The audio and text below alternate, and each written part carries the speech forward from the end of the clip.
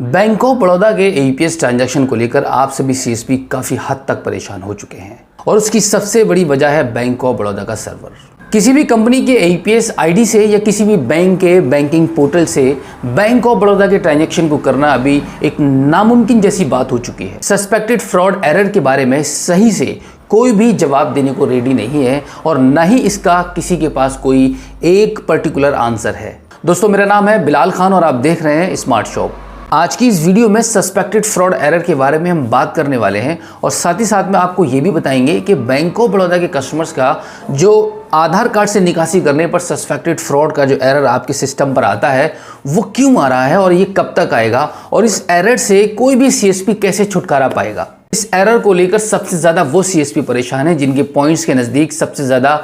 Bank of Baroda के customers हैं या उनके नज़दीक बैंक ऑफ बड़ौदा का ब्रांच है, जिसकी वजह से वहाँ सबसे ज़्यादा कस्टमर होते हैं। और जब आप कस्टमर का ट्रांजैक्शन करने की कोशिश करते हैं तब आपके सिस्टम पर बराबर सस्पेक्टेड फ्रॉड का एरर आ जाता है, जिसकी वजह से आपको भी परेशानी होती है और आपके कस्टमर को भी परेशानी होती है। कस्टमर के पास तो दूसरा ऑप्शन है कि वो बैंक जाकर अपना काम करा सकता है, बैंक जाकर अपना विड्रॉल या डिपॉजिट जो भी कराना है वो करा सकता है, लेकिन यहाँ पर एक सीएसपी परेशान हो जाता है क्योंकि आपका बिजनेस डाउन होता चला जा रहा है इस सस्पेक्टेड फ्रॉड एरर की वजह से। यहाँ पर मैं आपको एक कहावत बताने वाला हूँ कि आपने कहावत तो सुनी होगी कि एक मछली पूरे तालाब को गंदा कर देती है। तो इस प्रॉब्लम पर यह कहावत बिल्कुल फिट बैठती है क्योंकि पास्ट में काफ़ी सारे सीएसपी ने ऐसे गलत काम किए हैं जिसकी वजह से बैंक को ये एक्शन लेने पर मजबूर कर दिया है। बैंक ने अपने सर्वर को काफ़ी ज़्यादा चेंज कर दिया है आप सभी सीएसपी की वजह से। मैं ये नहीं कह रहा हूँ कि आप जितने भी इस वीडियो को देख रहे हैं सभी गलत हैं, सभी ने अपने कस्टमर्स के अकाउंट से एक्स्ट्रा मनी को विड्रॉल किया है और ये स्प्लिट ट्रांजेक्शन किए हैं, जिसकी वजह से बैंक ने ये एक्शन लिया और अब सस्पेक्टेड फ्रॉड का एरर कंटिन्यू हर किसी के सिस्टम पर, हर किसी के सीएसपी आईडी पर आ रहा है। आप एक प्राइवेट कंपनी के एईपीएस संचालक हैं या आप किसी भी डायरेक्टली किसी भी बैंक के आप सीएसपी हैं, इससे कोई संबंध नहीं है, इससे कोई मतलब नहीं है। आप अगर एक सीएसपी संचालक हैं, आधार कार्ड के माध्यम से पैसे को विड्रॉल करते हैं अपने ग्राहक का, तो आपके सिस्टम पर, आपके मोबाइल पर, आपकी स्क्रीन पर, आपकी आईडी पर सस्पेक्टेड फ्रॉड एरर का आना बिल्कुल तय है क्योंकि ये सर्वर से है। अब कुछ लोगों ने ये गलतियां की हैं जिसकी वजह से उन लोगों को भी इस मुसीबत का सामना करना पड़ रहा है जिन्होंने कभी भी कस्टमर्स के साथ कोई फ्रॉड नहीं किया, कोई भी एक्स्ट्रा मनी उसके अकाउंट से डालकर विड्रॉल नहीं की और ना ही स्प्लिट ट्रांजेक्शन्स किए हैं। हमारे पास बहुत सारी कॉल्स आती हैं, व्हाट्सएप आते हैं, मैसेज आते हैं कि हमने कभी भी कोई भी एक्स्ट्रा अमाउंट कस्टमर्स के अकाउंट से विड्रॉल नहीं किया है और ना ही कोई स्प्लिट ट्रांजैक्शंस किए हैं और ना ही कस्टमर्स के साथ कोई भी धोखाधड़ी की है। तो फिर हमारे साथ ये सस्पेक्टेड फ्रॉड की समस्या क्यों आती है? मैं आपको बता दूं कि अब सस्पेक्टेड फ्रॉड का एरर सभी सिस्टम पर आएगा, सभी आईडी पर आएगा, कोई इससे बच नहीं पाएगा क्योंकि बैंक ऑफ बड़ौदा के सर्वर में कुछ इस प्रकार से अपडेशन चल रहे हैं और कुछ इस तरीके से अपडेट कर दिया गया है कि अब पॉसिबल नहीं हो पाएगा बैंक ऑफ बड़ौदा के कस्टमर्स का आधार कार्ड के माध्यम से निकासी करना। लेकिन इसी के साथ मैं आपको जानकारी दे दूं कि ये बात बिल्कुल भी नामुमकिन नहीं है कि हर किसी के सिस्टम पर ये चीज़ चलेगी, हर कोई पैसे नहीं निकाल पाएगा, ऐसा बिल्कुल भी नहीं है। अभी भी इंडिया के अंदर बहुत सारी ऐसी कंपनीज और सीएसपी आईडी हैं। सबसे ज़्यादा मैं अगर रॉयनेट की बात करूं तो रॉयनेट सीएसपी आईडी पर सबसे ज़्यादा ये पॉसिबिलिटी चल रही है, देखी गई है कि लोग सीएसपी हमारे जितने भी हैं सबसे ज़्यादा इससे कैश विड्रॉल अभी भी कर पा रहे हैं। हमारे ऑल ओवर इंडिया में रॉयनेट की जितने भी सीएसपी हैं उन सभी को मैं बता दूं कि हमने अपने रॉयनेट डिपार्टमेंट में बात की इसके बारे में कि ये सस्पेक्टेड फ्रॉड एरर की समस्या कब तक चलेगी और ये उन लोगों को क्यों आ रही है जिन्होंने कभी भी स्प्लिट ट्रांजैक्शन नहीं किया है, कभी कोई गलत काम नहीं किया है, कभी कोई एक्स्ट्रा मनी कस्टमर्स के अकाउंट से विड्रॉल नहीं किया है। तो उन सभी सीएसपी को ये समस्या क्यों आ रही है? तो डिपार्टमेंट की तरफ से सीधा आंसर था कि ये बैंक के सर्वर की तरफ से है। अब यहाँ पर सीएसपी को बिल्कुल भी घबराने की ज़रूरत नहीं है, परेशान होने की ज़रूरत नहीं है। आपको इस चीज़ को समझना होगा और मानना होगा कि अब आप किस तरीके से ट्रांजैक्शंस करें और ऐसी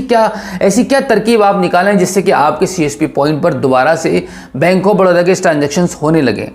और जब इस एरर के बारे में डिटेल में बात की गई कंपनी से तो कंपनी ने हमको यह आंसर दिया कि बैंक ऑफ बड़ौदा के सर्वर पर दो चीज़ों को ब्लॉक किया जा रहा है। पहली तो सीएसपी जिस डिवाइस का यूज़ कर रहा है उस डिवाइस को सीरियल नंबर को ब्लॉक किया जा रहा है बैंक ऑफ बड़ौदा के सर्वर पर, जिसकी वजह से सस्पेक्टेड फ्रॉड का एरर आ जाता है। यहाँ पर मैं बता दूँ कि आप एक नई सीएसपी आईडी लेते हैं और उसके बाद आप कहते हैं कि 2 या 3 दिन ट्रांजैक्शन नई सीएसपी आईडी के थ्रू हुए और उसके बाद फिर से न्यू आईडी पर भी सस्पेक्टेड फ्रॉड का एरर आने लगता है। तो मैं आपको बता दूँ कि वहाँ पर आपको आपकी डिवाइस को चेंज करने की आवश्यकता होती है क्योंकि जब आप किसी नई आईडी के थ्रू ट्रांजैक्शन करते हैं और वहाँ पे कुछ दिन ट्रांजैक्शन होने के बाद फिर से आपका सस्पेक्टेड फ्रॉड का एरर आ जाता है, तो न्यू आईडी के साथ तो आपने कोई ऐसा काम भी नहीं किया हुआ होता है जिसकी वजह से आपको ये एरर आए। तो मैं आपको बता दूं कि वहाँ पर समस्या ये होती है कि आपकी जो डिवाइस यूज़ कर रहे हैं, जिस भी कंपनी की आप डिवाइस यूज़ कर रहे हैं फिंगर कैप्चर कराने के लिए, उसका जो सीरियल नंबर होता है उस सीरियल नंबर को सर्वर ब्लॉक कर देता है, जिसकी वजह से आपको ये एरर आता है।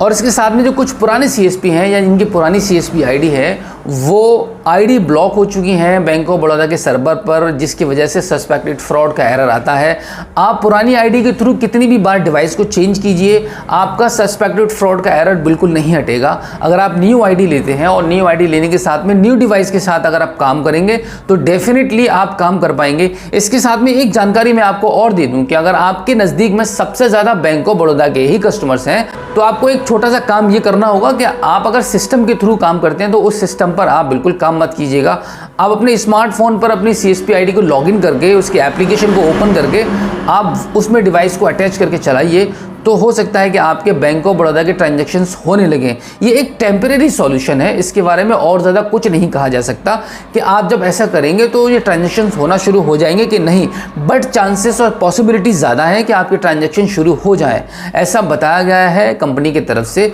और इसी के साथ मैं आपको बता दूं कि जब आप मोबाइल फ़ोन पर अपनी CSP आईडी को लॉगिन करें तो ध्यान रखें पुरानी CSP आईडी बिल्कुल लॉगिन मत कीजिएगा। अगर आप बैंक ऑफ बड़ौदा के ट्रांजैक्शन करना चाहते हैं तो एक न्यू रोइनेट CSP आईडी लीजिए और अपने मोबाइल फ़ोन के थ्रू आप ट्रांजैक्शन कीजिए न्यू डिवाइस के साथ में, तो आपके 100% ट्रांजैक्शंस होंगे। और इसी के साथ एक बात यहाँ पर मैं ये ऐड करना चाहूँगा कि जब भी आप ट्रांजैक्शन कर रहे हैं किसी भी बैंक ऑफ बड़ौदा के आधार कार्ड के माध्यम से, तब आप एक ही बार उसकी उंगली लगाएं। जैसे कि आपने जब किसी भी कस्टमर के फिंगर को कैप्चर कराया और वहाँ पर सस्पेक्टेड फ्रॉड का एरर आ जाता है या कोई और एरर आता है, फिंगर डिड नॉट मैच का अगर एरर आया है तो वो एरर नहीं होता है, वहां पे आपको दोबारा से फिंगर कैप्चर करानी होगी। इसके अलावा किसी भी प्रकार का कोई भी एरर अगर आ जाता है तो वहां पर आप दोबारा बार बार उस कस्टमर के फिंगर को मत लगवाना, क्योंकि अब सर्वर में एक और चेंजेस देखने को मिला है कि जब आप BOB के कस्टमर्स की बार बार फिंगर कैप्चर कराते हैं तो BOB का सर्वर कस्टमर के आधार कार्ड को भी 24 घंटे के लिए ब्लॉक कर देता है। तो कस्टमर अब ना तो किसी भी